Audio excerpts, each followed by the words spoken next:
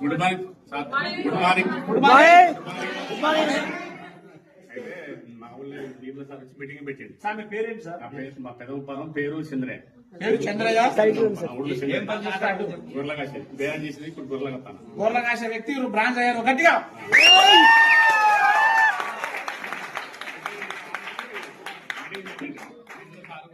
Meeting పెట్టింది. నాకు sugar వచ్చింది, మామూలుగా ఏమొచ్చింది?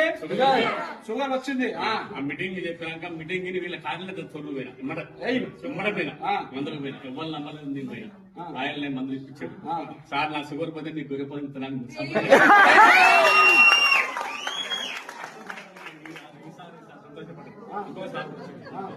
అయితే నాకు షుగర్ తక్కువైంది. షుగర్ తక్కువైందా?